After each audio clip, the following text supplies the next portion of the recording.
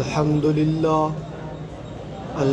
للہ وحدہ والصلاة والسلام علی من لا نبی بعدہ اما بعد فاعوذ باللہ من الشیطان الرجیم بسم اللہ الرحمن الرحیم انما یرید اللہ لیذہب عنکم الرجس اہل البیت ویطہرکم تطہیرا وقال النبی صلی اللہ علیہ وسلم مثل اہل بیتک سفینۃ نوح من رکبہا فقد نجا ومن تخلی فعنہا ہلک او کما قال علیہ الصلاۃ والسلام اسلام ما اطاعت خلفاء الراشدین اسلام ما اطاعت خلفاء الراشدین ایمان ما محبت آل محمد سامعین محترم،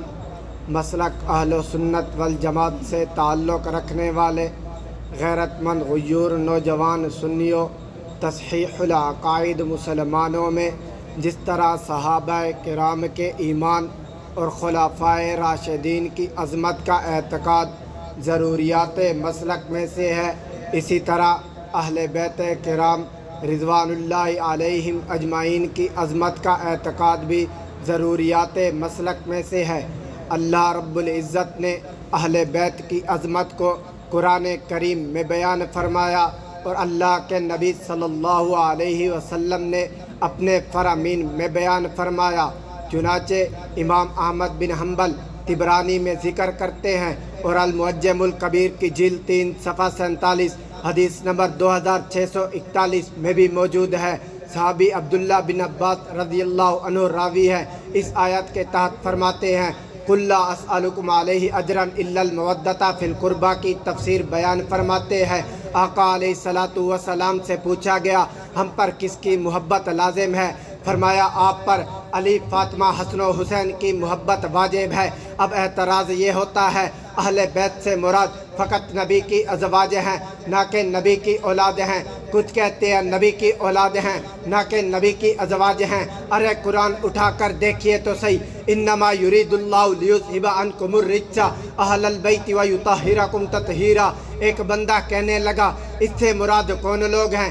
ہم نے کہا اس سے مراد نبی کی ازواج بھی ہیں، نبی کا خاندان بھی ہے، نبی کی اولاد بھی ہے، نبی کی آل شامل ہے۔ اب سوال یہ ہوتا ہے آیت شروع یہاں سے ہوتی ہے یا نساء النبی لستن کاحد من النساء، نساء لفظ عورت کے لیے آتا ہے، مراد نبی کی ازواج لی گئی ہے۔ آپ نے نبی کے بیٹے بیٹیاں نواسے کیوں شامل کیے؟ اس میں تو خاندان کی بات ہی نہیں۔ ہم نے کہا ہمیں یہ عادت قبول نہیں کہ ہم قرآن کو مانیں فرمان کو چھوڑ دیں، فرمان کو مانیں قرآن کو چھوڑ دیں۔ جب اللہ نے یہ آیت شروع کی یا نساء النبی لستن کاحد من النساء، نساء لفظ عورت کے لیے آتا ہے، مراد نبی کی ازواج لی گئی ہے۔ لیکن اٹھائیے عربی زبان کی سب سے بڑی تفسیر روح المعانی فی آیات القرآن من سبیل المثانی، اس کی جلد نمبر 22 اٹھائیے۔ مفتی بغداد محمود احمد لکھتے ہیں سیدہ ام سلمہ رضی اللہ عنہا ام المؤمنین ہے، نبی کا حرم ہے، ہم سب مومنین کی ماں ہے۔ فرماتی ہیں یہ آیت اس وقت اتری جب نبی اکرم صلی اللہ علیہ وسلم میرے گھر بیت ام سلمہ میں موجود تھے۔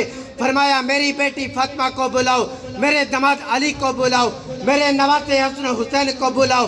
چنانچہ بلایا گیا، نبی نے اپنی کملی اتار کر ان کے اوپر رکھ دی اور ہاتھ اٹھائے، اللہم اہل بیتی فتطہرہم تطہیرا، اے میرے مولا یہ بھی میرے اہل بیت ہیں، ان کو بھی پاک کر کے وہی رتبہ دے دے جو رتبہ تو نے باقیوں کو دیا ہے۔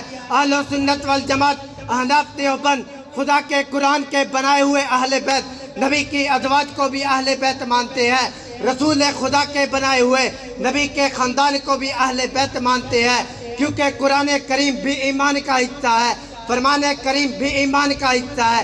اس لیے نبی کی ازواج بھی اہل بیت میں شامل، نبی کا خاندان بھی اہل بیت میں شامل۔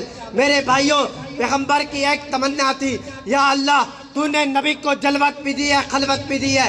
جب پیغمبر نے سوال کیا میری جلوت کے مسائل کون دیکھے گا؟ فرمایا صحابہ دیکھیں گے۔ یا اللہ میری خلوت کے مسائل کون دیکھے گا؟ فرمایا اے میرے محبوب تیری خلوت کے مسائل کو دیکھنے کے لیے میں نے تجھے زینب دی ہے، زینب ایک دو نہیں بلکہ 3 دی ہیں تیری خلوت کے مسائل کو دیکھنے کے لیے۔ میں نے تجھے عائشہ دی ہے، حفصہ دی ہے، ام سلمہ دی ہے تیری خلوت کے مسائل کو دیکھنے کے لیے۔ میں نے تجھے حسن و حسین دیا، علی دیا، فاطمہ دی ہے، یہ تیرے مسائل کو دنیا تک پہنچائیں گے، تیری کسی ادا کو جانے نہ دیں گے۔ ارے اہل بیت کی عظمت دیکھنی ہے تو مجموعہ احادیث بھرا پڑا ہے۔ اگر احادیث کی بات کی جائے تو اٹھائیے طبرانی اور حاکم، حضرت عبداللہ بن عباس رضی اللہ عنہ سے روایت موجود ہے، رسول خدا نے فرمایا لو ان رجلا صعد بین الرکن والمقام فصلی وصام ثم مات وهو مبغض لأہل بیت محمد صلی اللہ علیہ وسلم دخل النار، یعنی اگر کوئی شخص بیت اللہ شریف کے ایک گوشہ اور مقام ابراہیم کے دوران چلا جائے، نمازیں پڑھے، روزے رکھے اور اہل بیت کی دشمنی پر مر جائے، وہ جہنم میں داخل ہوگا۔ میں اس سے 2 قدم آگے بڑھ کر کہوں گا، میرے دین کی سیرت کا نچوڑ اہل بیت ہیں، میرے دین کی سیرت کا کردار میرے اہل بیت ہیں، میرے دین کی سیرت کا گفتار میرے اہل بیت ہیں۔ میرے نبی نے یوں ہی نہیں فرمایا مثل اہل بیتی کا سفینۃ نوح، ارے لوگوں میرے اہل بیت حضرت نوح علیہ السلام کی کشتی کی مثال ہے۔ جو بندہ سوار ہوگا یعنی محبت اور اتباع کرے گا فلاح پائے گا، وگرنہ ہلاکت مقدر رہے گی۔ سامعین محترم، مناقب و فضائل اہل بیت بیان کیے گئے اور اہل بیت سے محبت و تعظیم کی اصل ایمان ہے۔ اہل بیت کی محبت کو ہرد جا بنا لیجئے۔